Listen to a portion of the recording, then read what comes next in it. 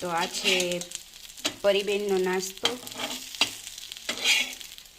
એકદમ હેલ્ધી,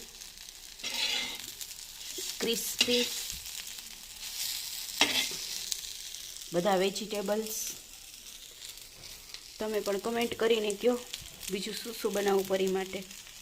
રોજ તો બનાવવું જ પડશે, મમ્મી નથી ત્યાં સુધી તો.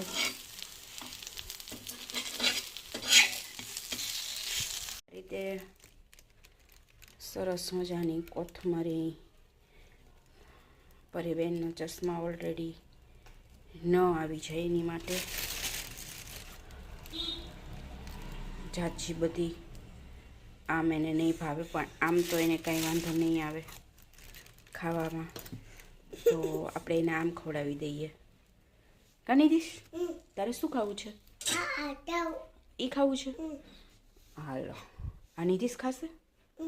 ઓકે, બેસી જાઓ. કંઈક થોડુંક આપણે સ્પાઇસી બનાવ્યું છે, પરીબેનને સ્પાઇસી બહુ ભાવે છે એટલે. અને આજે આપણે આ ડબ્બામાં ભરશું. આ પરીને એના મંજુફઈએ આપેલો ડબ્બો છે, તો પરીને આપણે એમાં નાસ્તો ભરીને દઈશું.